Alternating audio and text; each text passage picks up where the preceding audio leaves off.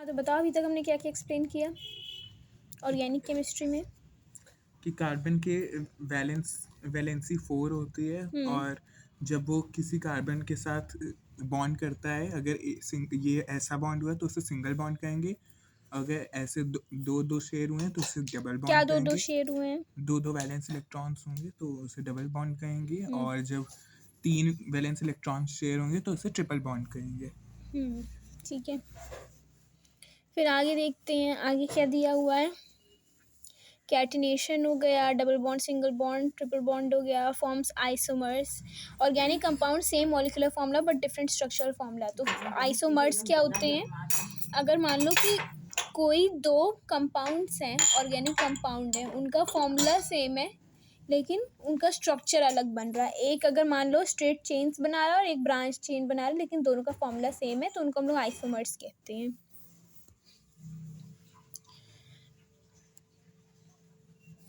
Organic inorganic compound से कुछ example दे रखे हैं। कंपोजिशन क्या होता है? ऑर्गेनिक कंपाउंड को पहचानने का एक बहुत बढ़िया तरीका है कि इसमें हम लोग को अक्सर हाइड्रोकार्बन्स और ऑक्सीजन ही मिलते हैं।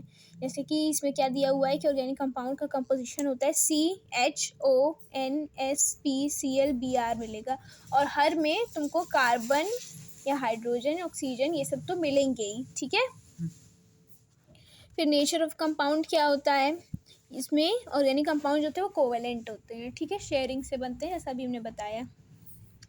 ठीक है, और ये इलेक्ट्रोवेलेंट होते हैं इनऑर्गेनिक कंपाउंड। ठीक है, इनकी मेल्टिंग और बॉइलिंग पॉइंट लो होती है, इसकी हाई होती है। ये क्या होते हैं? सॉल्युबिलिटी इन वाटर की कैसी होती है ऑर्गेनिक कंपाउंड की? इनसॉल्युबल, लेकिन ये सॉल्युबल होते हैं। लेकिन इन ऑर्गेनिक सॉल्वेंट में ऑर्गेनिक कंपाउंड सॉल्युबल होते हैं लेकिन इनऑर्गेनिक नहीं सॉल्युबल होते हैं। ठीक है, फिर उसके बाद हम लोग देखते हैं क्लासिफिकेशन ऑफ ऑर्गेनिक कंपाउंड्स क्या होता है। एल्फैटिक, एक एलिफैटिक होता है, एक साइक्लिक होता है। एलिफैटिक क्या होता है? जो कि सिंगल चेन या ब्रांच चेन्स ये सब बनाते हैं।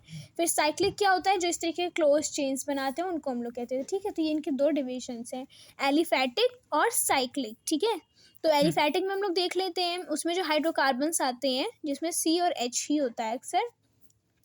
एक होता है उसका, दो तरीके के होते हैं, एक होता है सैचुरेटेड, एक होता है अनसैचुरेटेड। सैचुरेटेड में एल्केन्स आते हैं यानी कि सिंगल बॉन्ड।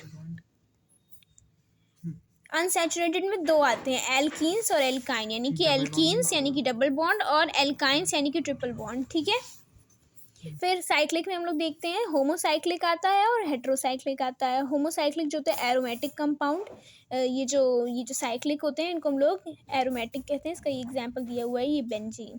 ठीक है, फिर हेट्रोसाइक्लिक में कौन से आते हैं? इसमें जो होते हैं CON और S के एटम्स होते हैं, मतलब C और H को से ज़्यादा भी एलिमेंट्स प्रेजेंट हो जाते हैं। ठीक है, ठीक है। फिर आता है होमोलॉगस सीरीज़। ठीक है, सीरीज़ कैसे इनकी बढ़ती है वो हम लोग देख लेते हैं। ये सब तो वैसे थ्योरी वाला पार्ट है। ठीक है, एक्सप्लेन कर देते हैं इसमें। पहली बात तो इसमें थोड़ा सा बहुत ये दिया हुआ है, मॉलिक्यूलर वेट कैसे निकालेंगे, जितने C होंगे जितने H होंगे। ठीक है, उनके मॉलिक्यूलर वेट से मल्टीप्लाई करके एटॉमिक वेट से। हाँ, तो हम क्या कह रहे थे कि इनको कर लेते हैं। फिर देखते हैं कि होमोलॉगस सीरीज ऑफ हाइड्रोकार्बन्स। सबसे पहला एल्केन आता है जो कि तुमको बता ही चुके हैं। जब उसमें C सिर्फ 1 प्रेजेंट होता है तो हम लोग उसमें क्या देते हैं? इसको क्या कहते थे? प्रीफिक्स। उसमें हम लोग प्रीफिक्स क्या देते हैं? मीथेन, और इस एल्केन में लगता है। फिर जब N2, N का क्या मतलब है? कार्बन। कार्बन अगर 2 है तो हम लोग देते हैं एथ। फिर 3 हो तो प्रॉप, फिर ब्यूट, फिर पेंट, फिर हेक्स, हेप्ट या सेप्ट, ऑक्ट, नॉन, डेका। ठीक है, यहाँ पर दिया है। फिर आता है एल्कीन्स। एल्कीन्स डबल बॉन्ड होता है। ठीक है, इसमें भी दिया हुआ है इस तरीके से, एथीन, प्रोपीन, ब्यूटीन, पेंटीन। इसमें पीछे की तरफ जैसे एल्केन होता है, इसमें जैसे मान लो एल्केन का क्या होता है? पोस्टफिक्स ANE से एल्केन, इसमें जो होता है CN2H2N+2। ये होता है इसका फॉर्मूला, ठीक है। अब n जब तुम्हारा 1 होगा तो मिथ लगेगा, और एल्केन का के साथ हमेशा एक सफिक्स लगता है। सफिक्स का मतलब होता है जो पीछे लगता है, वो होता है एन, ठीक है। तो जब n 1 होगा तो ये मिथेन हो जाएगा। अब इस n को अगर हम लोग इस n की वैल्यू को इस फॉर्मूले में रख करके देखें तो हमको मिथेन का फॉर्मूला मिल जाएगा। यहाँ पे C1 और 2 1 2, 2 + 2 4, यानी कि CH4। फिर अगर n 2 होगा तो हमको मिल जाएगा यहाँ पे इथेन, ठीक है। सफिक्स n लगेगा, तो ये क्या हो जाएगा, यहाँ पे हम लोग रखेंगे तो C2H6, ऐसे ये होता जाएगा। अब एल्कीन का अगर हम लोग देखें तो इसमें सफिक्स क्या लगता है, इन, ENE, ठीक है।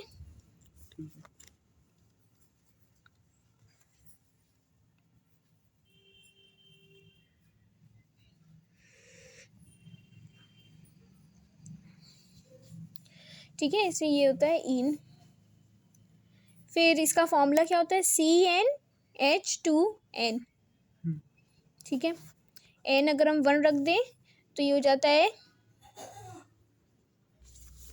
क्या हो जाता है, 1 का कुछ होता ही नहीं है, 2 से स्टार्ट करते हैं, ठीक है।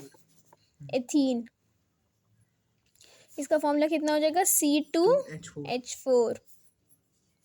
n अगर हम 3 रख दें तो प्रोपीन हो जाएगा ये, और C3H6। अगर हम लोग इनके फॉर्मूले बना करके देखें, जैसे मान लो ये CH4 था, ये C2H6 था, तो ये CH4 क्या होता है, मिथेन। C2H6 क्या होता है, अच्छा एक बार एल्काइन का देख लो, उसके बाद पूरा बताते हैं। एल्काइन, एल्काइन में क्या होता है सफिक्स, आइन। इसमें होता है CnH2n -2। n अगर इसमें मान लो 2 है तो कितना हो जाएगा ये, C2H2। n अगर 3 है तो क्या हो जाएगा, C3H4। 2 3 6, 6 में हाँ 4। ये क्या हो जाएगा, इथाइन। ये क्या हो जाएगा, प्रोपाइन, ठीक है। अगर हम लोग इनके फॉर्मूले बना, मतलब इनका स्ट्रक्चर बना करके देखें इनके फॉर्मूले पे से, तो अगर हम लोग पहला देखें मिथेन, ये जो कि एक एल्केन है। एल्केन क्या होते हैं, सैचुरेटेड या अनसैचुरेटेड, सैचुरेटेड, और एल्कीन अनसैचुरेटेड, और एल्काइन वो भी अनसैचुरेटेड। तो C, अब क्योंकि तुम्हें पता है एल्केन है तो कौन सा बॉन्ड होगा इसमें, सिंगल बॉन्ड होगा, तो ये H सबके साथ इसका सिंगल बॉन्ड हो जाएगा। 1 2 3 4 5 6 7 8, इसका ऑक्टेट कंप्लीट है। फिर C2H6 अगर हम लोग देखने के लिए जाएं तो इसमें भी हमको पता है कि क्या होगा, क्योंकि ये एल्केन है, तो फिर इसमें भी सिंगल बॉन्ड होगा। C के साथ बनेगा सबसे पहली बार, क्योंकि 2 C है ना, सबसे पहले C के साथ बनेगा, और उसके बाद फिर 3 H इधर हो जाएंगे सिंगल बॉन्ड में, 3 H इधर हो जाएंगे, इसका भी ऑक्टेट कंप्लीट है। 1 2 3 4 5 6 7 8, और इसका भी कंप्लीट है 1 2 3 4 5 6 7 8। वहीं से हाइड्रोजन का ड्यूट कंप्लीट है, डुप्लेट।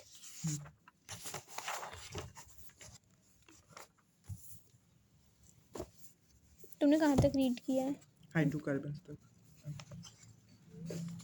इस पेज तक। हाँ।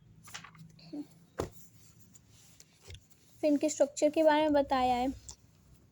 इथेन का जो कि हम बता चुके हैं। प्रोपेन का कैसे होगा, 3 बने कार्बन के आपस में, हाँ। ठीक है। इसको एक बार करके दिखा देते हैं। सारी कार्बन एक ही लाइन में C3H8, तो 3 कार्बन है, सबसे पहले उनका आपस में बन जाएगा, क्योंकि ये मिथेन एल्केन है तो सिंगल बॉन्ड बनेगा। तो सबसे पहले हम लोग क्या करेंगे, देखेंगे कि किसका कितना बॉन्ड बाकी है। जैसे कि इसका 1 इलेक्ट्रॉन खप गया है, तो इसके कितने बाकी हैं, 3, तो इसमें 3 लगा दो।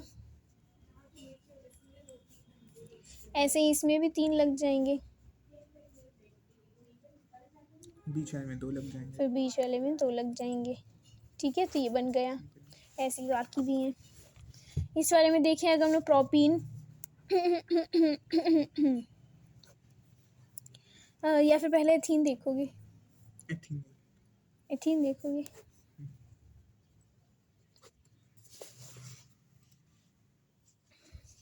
तो एथीन का क्या फॉर्मूला होता है पहले हमको बोलो।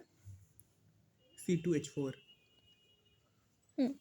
तो कार्बन का सबसे पहले कार्बन के साथ बनेगा, सिंगल और ये बॉन्ड, जितने भी double bond. Single bond double bond वगैरह जितने भी होते हैं, जैसे एथीन, एथाइन, तो इस कार्बन का डबल बॉन्ड कभी भी हाइड्रोजन के साथ जब बनता है उसको हम लोग नहीं एथीन कहते हैं।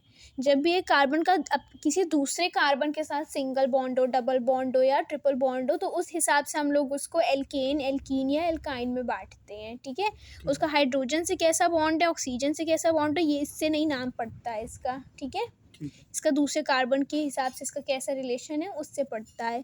तो अगर ये एथीन है, इसका मतलब डबल बॉन्ड है, और किससे होगा, दूसरे कार्बन से होगा, तो यानी कि डबल बॉन्ड यहाँ पे लग गया। अब दोनों का दो दो चला गया, यानी कि दो दो बाकी हो, यहाँ पे 4H है, तो ये लग जाएगा। ठीक है, प्रोपीन का क्या फॉर्मूला होता है। प्रोपीन का फॉर्मूला होता है C3H6। ठीक है, तो यहाँ पे हाँ बोलो। 3 कार्बन के होंगे, जिसमें से एक का ट्रिपल बॉन्ड होगा। ट्रिपल बॉन्ड होगा। ट्रिपल ये क्या है, ईन है कि आइन है। इन सेकंड वो डबल बॉन्ड होगा, हाँ, फिर और इसका सिंगल बॉन्ड होगा। आप कैसे जोड़ेंगे। 6H है, 2 H इसके बाकी होंगे। लगा दें। हाँ, हम्म, और 2 H इसके बाकी होंगे। इसके दो बाकी होंगे, इसके कि इसके। अच्छा, इसके 3 बाकी होंगे और इसका 1 बाकी होगा, क्यों, क्योंकि इसमें 2 यहाँ पे है और ऐसा 1 कुछ भी यहाँ नहीं पे। है।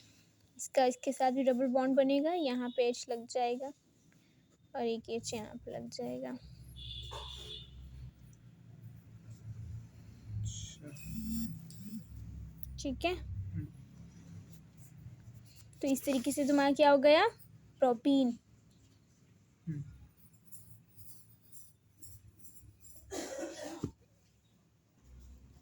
हाँ, तो हम लोग प्रोपीन देखते हैं।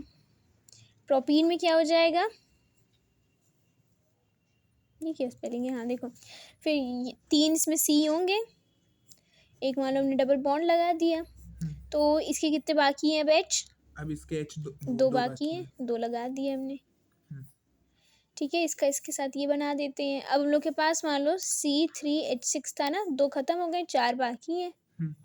ठीक है, तो हम लोग क्या करते हैं इसके साथ, अब यहाँ पे 3 लगा देंगे इस वाले के साथ।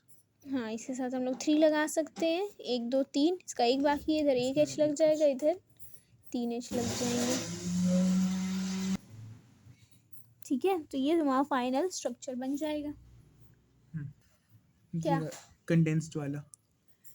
कंडेंस्ड वाला भी ध्यान रखना है। कंडेंस्ड वाला बहुत मुश्किल है। मॉलिक्यूलर फॉर्मूला, ब्रांच्ड, कंडेंस्ड, तीनों पता होने चाहिए। इसमें कुछ गड़बड़ करने वाली बात का है, क्या दिक्कत है इसमें। ये तुम्हारा C है, ये तुम्हारा C है, C इसके साथ 3 H जुड़े हैं, इसके साथ 3 H जुड़े हैं, इसके साथ 3 H जुड़े, इसके साथ 3 H जुड़े हुए हैं। अगर मान लो तुमको ये दे दे बना करके, आँख बंद करो।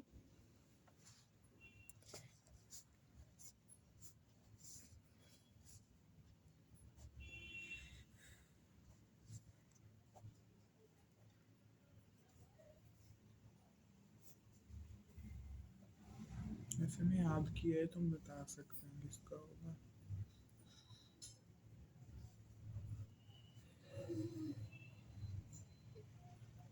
तो इसका क्या कंडेंस्ड फॉर्म होगा,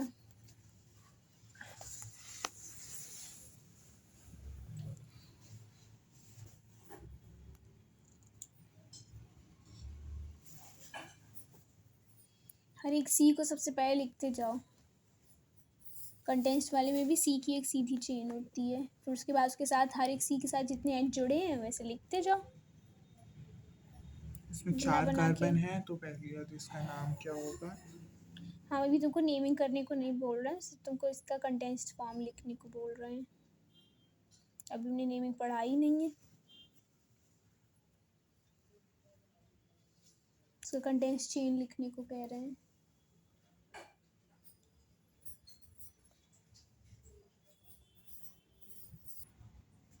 CH हम्म CH2 हाँ, तो इसमें क्या गठन था? इसमें देखा था। ठीक है, ये हो गया।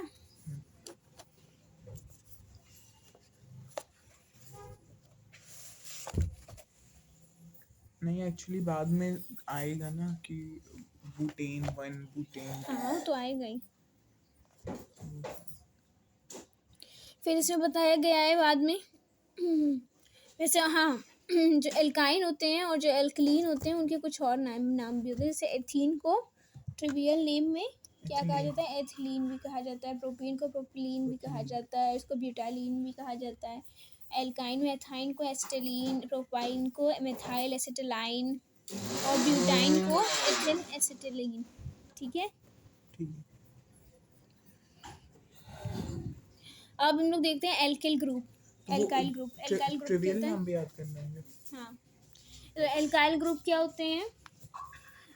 एल्काइल ग्रुप वो होते हैं, जैसे मान लो कभी कभी ये जो मीथेन हो गया, इथेन हो गया, प्रोपेन हो गया, ब्यूटेन हो गया, ये एज अ सब ग्रुप आएगा या सब फंक्शन की तरह आएगा। तो इनका नाम हम लोग किस तरीके से रखते हैं वो बताया जा रहा है। जितने कार्बन उसके अंदर होंगे उस ग्रुप के अंदर उस हिसाब से रखते हैं। अगर एक कार्बन है तो मिथाइल हो जाएगा। और हाँ, ये सब ज़्यादातर क्या होते हैं? एल्केन होते हैं, एल्केन ग्रुप्स होते हैं। ठीक है। इनका एक H- हो जाता है। हाँ, तो मिथाइल अगर एक कार्बन है, दो कार्बन है तो इथाइल, तीन कार्बन है तो प्रोपाइल, चार कार्बन है तो butyl. Functional group and atom radical और bond which defines the structure of organic. ठीक है। अब हम लोग देखते हैं कि फंक्शनल ग्रुप क्या होते हैं, जो कि इसमें दिए हुए हैं। फंक्शनल ग्रुप होते हैं एंड ग्रुप्स, एंड मेंबर्स। ठीक है। Terminal groups. तो जब भी हम लोग नेमिंग स्टार्ट करते हैं, नेमिंग में फंक्शनल ग्रुप इंपॉर्टेंट होते हैं, क्योंकि फंक्शनल ग्रुप जहाँ से शुरू होते हैं या फिर जहाँ पे फिक्स्ड होते हैं, हम लोग नेमिंग या नंबरिंग हमेशा वहीं से शुरू करते हैं। ठीक है। तो जैसे सबसे पहले यहाँ पे हाइड्रोक्सिल दिया है जो अल्कोहल बनता है। ठीक है। कहीं भी हाइड्रोक्सिल दिया होगा तो सबसे पहले तुम नंबरिंग कहाँ से स्टार्ट करोगे? उसी तरफ से स्टार्ट करोगे। एल्डिहाइड दिया हुआ है CHO जो कि एल बनता है। कार्बोक्सिलिक दिया हुआ है अच्छा, तो जैसे COOH। कि पीछे की तरफ दिया हुआ है तो वहां से 1 2 3 4 गिनेंगे, अगर आगे दिया तो वहां से। अच्छा, फिर कुछ इनके एग्जाम्पल दिए हुए हैं। अल्कोहल का सबसे पहला दिया है मेथनॉल। ठीक है, वो उसका ट्रिवियल नेम है। ब्रैकेट में उनका आईयूपैक नेम दिया हुआ है, मेथाइल अल्कोहल। फिर एथनॉल उसका इथाइल अल्कोहल। फिर आता है नीचे एल्डिहाइड मिथेनॉल, उसका दिया हुआ है फॉर्मेल्डिहाइड। और इथेनॉल इसका दिया हुआ है एसिटल्डिहाइड। नहीं, उल्टा बोल गए थे। ब्रैकेट में इनके ट्रिवियल नेम दिए हुए हैं, बाहर इनका आईयूपैक नेम दिया हुआ है। ठीक है। और कार्बोक्सिलिक एसिड, ठीक है, तो इसमें मेथनॉइक एसिड और अंदर इसका दूसरा ट्रिवियल नेम क्या है इसका जो बुलाया जाता है अक्सर? Formic acid. एथनॉइक एसिड उसको कहा जाता है एसिटिक एसिड। ठीक है। ठीक है। फिर देखते हैं हम लोग आइसोमेरिज्म। आइसोमेरिज्म क्या होता है? जिनका फॉर्मूला सेम होता है लेकिन उनका स्ट्रक्चर डिफरेंट हो सकता है। ठीक है। तो आइसोमर्स ऑफ एल्केन्स हम लोग सबसे पहले देखते हैं। हाँ, और अच्छा, प्रॉपर्टीज़ क्या होती हैं इनकी? सिमिलर केमिकल प्रॉपर्टीज़ होती है क्योंकि फॉर्मूला सेम होता है, लेकिन फिजिकल प्रॉपर्टीज़ डिफरेंट हो सकती है क्योंकि इनका स्ट्रक्चर डिफरेंट होता है। फिर एल्केन का आइसोमर कैसे हो सकते हैं? जैसे कि मान लो आइसोमर्स ऑफ ब्यूटेन, C4H10 का फॉर्मूला होता है। तो एक होता है एन ब्यूटेन, एक होता है आइसोब्यूटेन। आइसोब्यूटेन जो होता है क्या होता है? वो ब्रांच्ड होता है। एन ब्यूटेन जो होता है वो क्या होता है? वो सिंगल चेन्ड होता है। ठीक है।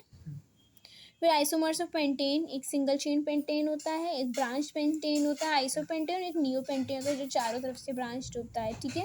जैसे हम लोग इनका देख लेते हैं डायग्राम। एन ब्यूटेन में क्या है? ये एक सिंगल चेन्ड है। आइसोब्यूटेन में क्या है? देखो ब्रांच्ड है ये। तो वो चार इसमें कार्बन किस तरीके से जुड़े हुए हैं? एक ही लाइन में जुड़े हुए हैं, लेकिन इसमें देखो चार हैं, 1 2 3, लेकिन एक जो होता है नीचे की तरफ ब्रांच हो गया है। ठीक है। हाइड्रोजन भी काउंट करोगे तो दोनों में सेम है। फिर अगर हम लोग पेंटेन को देखें, तो पहला वाला पेंटेन जो है वो क्या है, वो सिंगल चेन्ड है। इसमें भी 5 कार्बन जुड़े हैं, इसमें भी 5 कार्बन जुड़े हुए हैं, लेकिन इसमें देखो सेकंड नंबर वाले कार्बन पे एक मेथाइल ग्रुप जुड़ा हुआ है। अच्छा, ठीक है, तो इस तरीके से टोटल कार्बन के अंदर 5 हो जाएंगे, लेकिन जब इनकी वैसे बाद में भी तुम देखोगे जब पढ़ाएंगे कि इसका आयुर्वेदिक नेम, इसका नाम ब्यूटी होगा। ठीक है, क्या हो गया इसका नाम? ब्यूटी इसका प्रीफिक्स पड़ेगा। अच्छा, फिर ये एक हो गया नियोपेंटेन। ब्यूट क्यों? अरे इसका नाम ब्यूटी इसलिए पड़ेगा क्योंकि अभी तुमको बताएंगे तो समझ में आ जाएगा, दोबारा से इस पेज को खोल के दिखा देंगे क्यों नाम पड़ा था इसका। और ये नियोपेंटेन है, इसमें 1 2 3 4 5 कार्बन है, लेकिन इसका भी उन्होंने नेमिंग करने जाएंगे तो इसका नाम प्रॉप होगा। ठीक है, फिर आता है आइसोमर्स ऑफ एल्कीन। इसमें सबसे पहले ब्यूटीन आ गया, फिर इसका ब्रांच वाला आ गया, जो कि देखो इसका नाम ब्यूटीन तो इसके ब्रांच वाले का क्या है, प्रोपीन है। ऐसे ये वाला ब्यूटीन है, ये 2 ब्यूटीन हो गया। ये पोजीशन आइसोमर, देखो इसमें तुमको बता रहा है कि कई तरीके के आइसोमर्स होते हैं। एक होते हैं चेन आइसोमर, एक सिंगल चेन, एक ब्रांच। एक होता है पोजीशन आइसोमर, जैसे ये 1 ब्यूटीन है क्योंकि इसमें जो डबल बॉन्ड है फर्स्ट पोजीशन पे ही है। ये 2 ब्यूटीन है क्योंकि इसमें डबल बॉन्ड जो है सेकंड पोजीशन पे है। ठीक है, फिर आता है ज्योमेट्रिकल आइसोमर, एक होता है सिस होता है, एक होता है ट्रांस।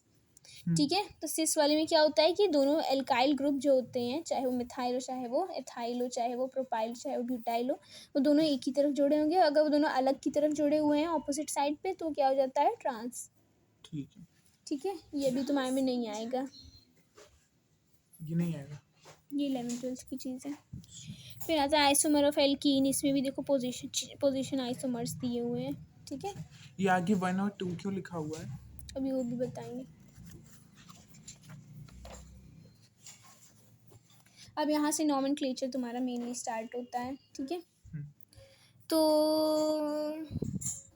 ये तो तुमको बता चुके हैं, एल्केन के पीछे क्या लगता है, एन, इसके पीछे ईन, इसके पीछे आइन, इसके पीछे ऑल। ठीक है, अब अगर एक कार्बन हो तो मेथ, 2 कार्बन हो तो एथ, फिर प्रॉप, फिर ब्यूट, फिर पेंट। ठीक है, ये single bond ane, double bond ene, triple bond yne. या OH जो अल्कोहल या हाइड्रोक्सिल जो ग्रुप होता है उसके पीछे क्या लग जाता है, ऑल। एल्डिहाइड CHO के पीछे क्या लग जाता है, एल।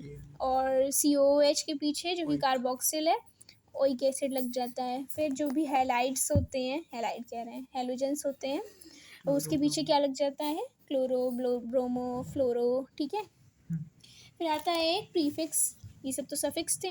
प्रीफिक्स सफिक्स का मतलब जो क्या होता है, जो पीछे लगते हैं। और प्रीफिक्स में क्या होता है, तो जितने नंबर ऑफ एल्काइल या फंक्शनल ग्रुप होंगे, मान लो कि 2 अल्कोहल हैं, 2 एल्डिहाइड हैं, 2 ओइक एसिड हैं, या 2 क्लोरोब्रोमो हैं, या 2 एल्काइल ग्रुप हैं, तो उसके आगे हम लोग डाई ट्राई टेट्रा लगा देते हैं। ठीक है, अब यहाँ से तुम्हारी मेन नॉमेनक्लेचर स्टार्ट होता है, नेमिंग स्टार्ट होती है।